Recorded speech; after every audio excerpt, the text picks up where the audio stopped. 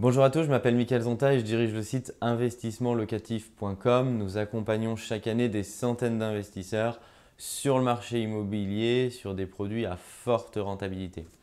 Aujourd'hui, je voudrais traiter le sujet des différentes clauses à négocier dans vos emprunts bancaires.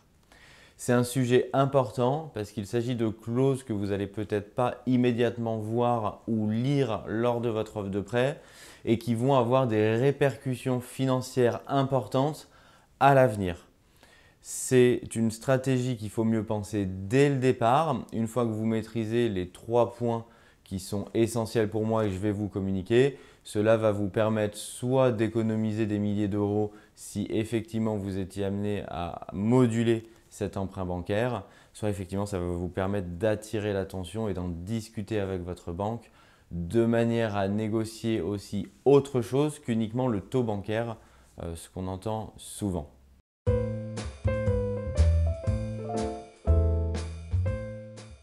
Le premier point que je voudrais échanger avec vous, c'est concernant les frais de dossier. Quand vous faites un emprunt bancaire, pour ceux qui l'ont déjà fait, vous avez dû le voir, quand vous souscrivez et que vous signez votre offre de prêt, il y a des frais au départ, vraiment des frais de dossier, une seule fois, à la signature de votre contrat qui seront débités sur le compte bancaire que la banque vous a ouvert pour cette opération immobilière.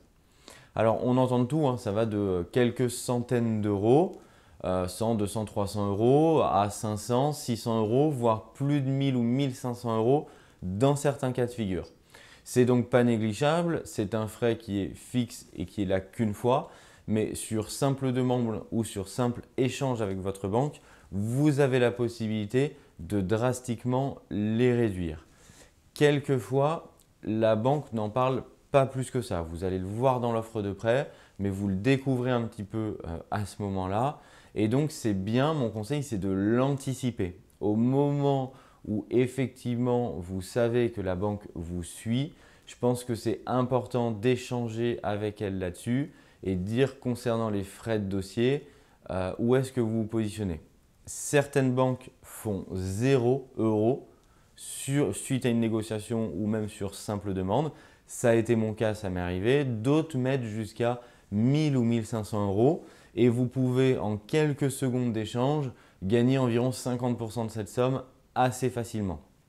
Trop peu d'investisseurs le font, donc tout simplement la banque laisse le tarif complètement public de ces frais de dossier.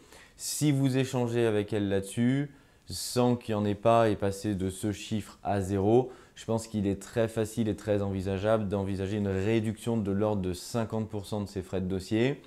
J'en parlais dans une précédente vidéo, n'hésitez pas à être dans le win-win, dans l'échange avec votre partenaire financier. Ne faites pas que demander une réduction, n'hésitez pas à donner aussi également en échange, à dire peut-être que si je souscris l'assurance PNO, c'est-à-dire propriétaire non occupant de mon futur logement que je suis en train de réaliser avec vous au sein de votre banque, est-ce que c'est envisageable de réduire une partie, tout ou partie de ces frais de dossier? Le banquier, a priori, va y être sensible et vous allez pouvoir diminuer la note sur ce point-là. C'est quelques centaines d'euros gagnés extrêmement facilement.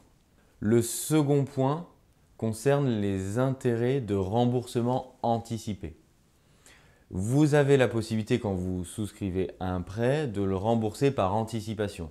Demain, soit vous avez une rentrée d'argent, soit vous souhaitez au cours de la vie ensuite augmenter les mensualités de remboursement pour clôturer plus rapidement votre prêt. C'est bien sûr toujours possible, mais vous verrez dans votre offre de prêt qu'il y a une clause sur le remboursement anticipé.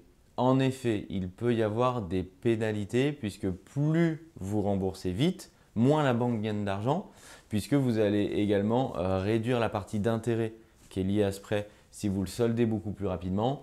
Et du coup, la banque va perdre la partie d'intérêt qui était prévue dans ce contrat au départ. Même raisonnement que sur les frais de dossier. Il est très difficile de savoir à l'avance si vous allez rembourser ou pas votre prêt immobilier par anticipation, tout simplement parce que vous ne pouvez pas prévoir si vous allez avoir une grosse rentrée d'argent ou si votre salaire va évoluer et que vous allez peut-être vouloir solder plus rapidement le prêt. Il faut donc mieux directement demander à réduire ou à supprimer cette clause et cette pénalité de remboursement par anticipation. Comme vous êtes effectivement incapable au moment où vous allez signer cette offre de savoir si ce sera le cas, il faut mieux le prévoir. La banque est plutôt flexible là-dessus, tout simplement parce qu'elle aussi a du mal à prévoir pour vous si vous allez pouvoir ou non le rembourser par anticipation. Je vous conseille la même stratégie d'être donnant-donnant ou faites un package en disant est-ce qu'on peut revoir le point des frais de dossier, le point de la clause par anticipation.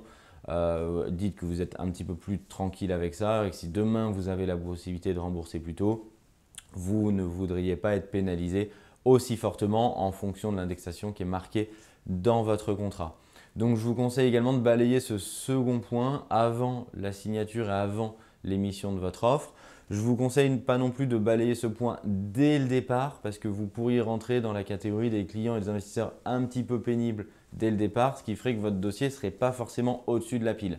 Donc je pense que le bon timing pour ce faire est qu'une fois que la banque vous a dit qu'elle avançait avec vous, que c'était OK, qu'elle va prendre votre dossier et qu'elle va pouvoir vous financer, je pense que c'est intéressant à ce moment-là effectivement de la remercier, d'avoir un échange qui est vraiment dans le partenariat et d'amener ces points en disant est-ce qu'avant que je reçoive l'offre, est-ce que c'est possible de discuter de ces deux points-là, des frais de dossier et de la clause et de la pénalité de remboursement par anticipation.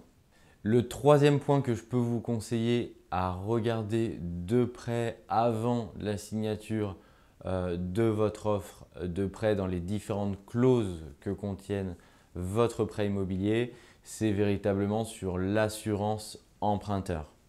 Le montant peut varier globalement du simple au triple, effectivement en fonction de votre âge et en fonction de votre état de santé, mais sur un même client, si on compare au même âge et même état de santé, le prix peut varier globalement de 1 à un coefficient 3, ce qui est effectivement globalement assez important puisque la différence peut être que de 10 ou 20 euros par mois, sauf que x 12 mois dans l'année et sur par exemple un crédit de 15, 20 ou 25 ans, le montant total se chiffre en milliers d'euros, en kilo-euros. Du coup, sur ce sujet-là, je vous invite également à en discuter en amont avec votre banque. Il existe différents cas de figure.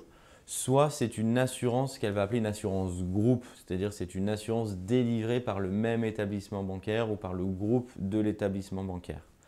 Soit la banque va vous laisser la possibilité, si elle a un taux pas compétitif à vous proposer et si elle ne souhaite pas en changer, vous allez pouvoir discuter avec elle le fait de faire une délégation, c'est-à-dire de souscrire le prêt dans cette banque et de faire une délégation d'assurance en vous assurant chez une tierce personne. Cela peut vous faire économiser une somme importante. C'est un sujet que vous devez aussi mettre sur la table en amont de la signature.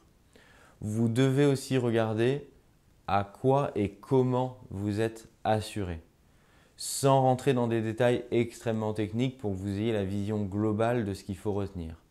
Soit vous pouvez être assuré à 100%, c'est-à-dire que le bien immobilier sera complètement remboursé et si vous décédez, la dette sera à 100% remboursée. Soit vous pouvez vous assurer à hauteur de 50%. Comme le nom l'indique, la moitié de la dette sera remboursée s'il vous arrivait un problème. On me dit souvent est-ce qu'il faut que je prenne 100 ou 50%. Ça dépend du profil de bien immobilier que vous allez acheter. Quand on est sur un profil de résidence principale, on a plutôt tendance à prendre du 100% puisque s'il vous arrivait malheureusement quelque chose, vous allez protéger la personne qui vit avec vous dans cette résidence principale puisqu'elle sera complètement payée à hauteur de 100%. Sur des projets locatifs, qui est notre spécialité, à mon sens, il n'est pas nécessaire de payer une assurance à 100% puisqu'on est sur des projets qui s'autofinancent ou qui dégagent un cash flow qui est positif. S'il vous arrive quelque chose, vous ne mettez pas en risque votre famille puisque le crédit se rembourse tout seul par l'intermédiaire et grâce à votre locataire.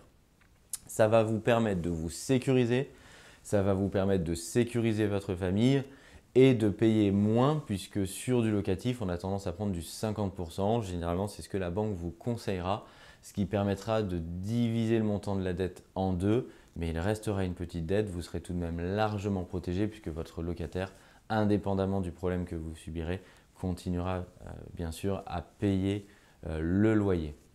J'espère que ces 3 conseils sur les clauses lors d'un emprunt bancaire auront pu vous aider, que vous pourrez rapidement les mettre en application. Si vous voulez suivre mes conseils, je vous invite à vous abonner à ma chaîne YouTube et je vous dis à très bientôt pour d'autres vidéos.